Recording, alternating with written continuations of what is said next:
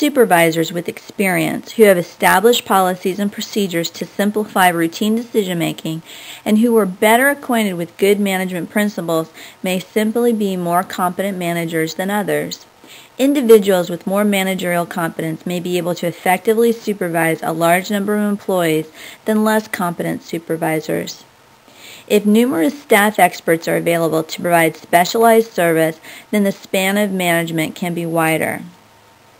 The greater the employee's capacities for self-direction based on training and experience, the broader the span of management.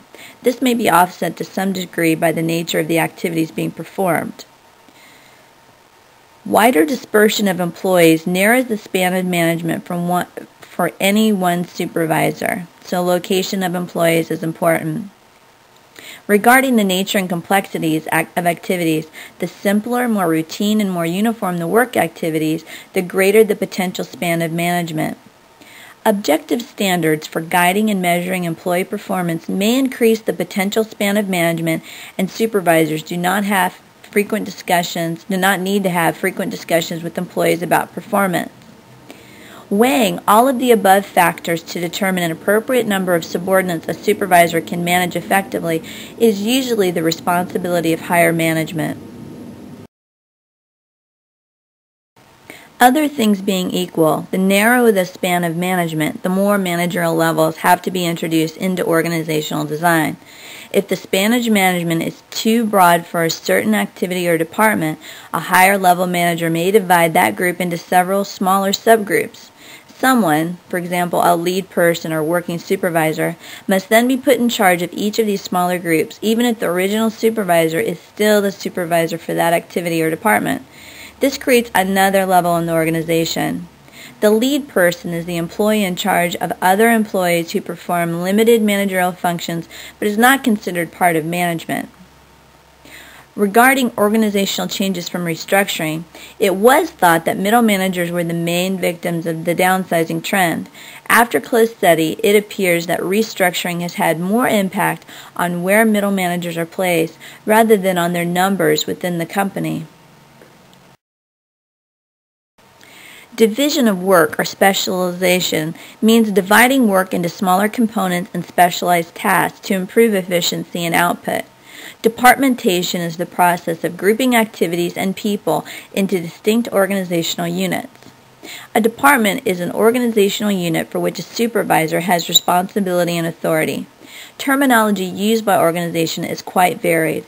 A department in one may be called a division, an office, a service, a unit, or some other term in another.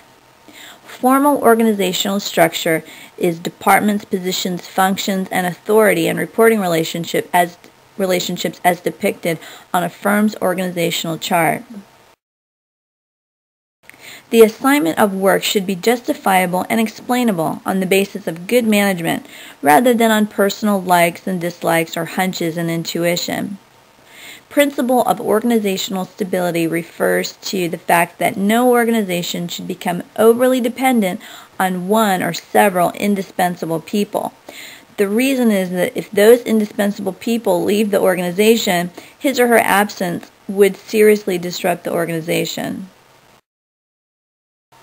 Line authority is the right to direct others and to require them to conform to decisions, policies, rules, and objectives. Staff authority is the right to provide counsel, advice, support, and service in a person's area of expertise. People who hold staff positions can direct the work of employees within their own department, but they can only advise managers in other departments about the staff person's particular area of expertise. Line and staff type organizational structures combine line and staff departments and incorporate line and staff authority. Matrix type organizational structures are hybrid structures in which regular functional departments coexist with project teams made up of different people from different departments.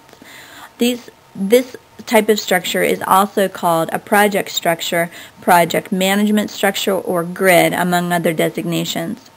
Potential disadvantages of a matrix-type organizational structure include the violation of the principle of unity command, because departmental employees are accountable to both departmental supervisors and a project manager. Another problem is scheduling priorities for employees assigned to more than one project. These problems can be minimized if project managers and department supervisors are willing to coordinate various activities and responsibilities. They and their employees are more likely to work together toward completion of each project. Problems can also be minimized if proper planning and clarification of authority relationships by top managers are made prior to the start of the project. Organizations find the matrix-type organizational structure advantageous because it allows them to be flexible and it allows them to focus special talents from different departments on specific projects for certain periods. To be successful, project teams need to have a clear vision. They need to have well-qualified, highly trained people committed to the project. People on the team need to support and encourage each other, and supervisors need to reward team and individual performance. Supervisors should consider their ideal departmental structure, one that can best achieve their objectives, and use this as the yardstick with which to measure the present organizational structure. Supervisors should not rely on current key employees to develop structure, but should organize based on activities and functions and seek to match the most qualified individuals in those positions. An organization chart is a graphic portrayal of a company's authority and responsibility relationships. An organizational manual is a written description of the authority and responsibilities of managerial and supervisory positions, as well as formal channels, major objectives, and policies and procedures. A job description is a written description of the principal duties and responsibilities of a job. A job specification is a written description of the personal qualifications needed to perform a job adequately. Downsizing or restructuring or right-sizing is a large-scale reduction and elimination of jobs in a company that usually reduces middle-level managers, removes organizational levels, and widens the span of management for remaining supervisors. The impacts of downsizing include management typically downsizes to reduce costs, streamline operations, and become more efficient and competitive. Remaining supervisors and employees usually have to become more widely knowledgeable about numerous aspects of operations than they were in the past. In poorly planned and implemented downsizing, morale and productivity is often negatively affected, which may be detrimental to the efficiency efforts. Self-directed or self-managed work teams are when employees are given wide latitude and considerable authority to make many of their own job decisions. Re-engineering is the concept of restructuring a firm on the basis of processes and customer needs and services, rather than by departments and functions. A horizontal corporation is a very flat firm resulting from being restructured by customer process and organizational structure. A virtual corporation are companies linked temporarily to take advantage of marketplace opportunities.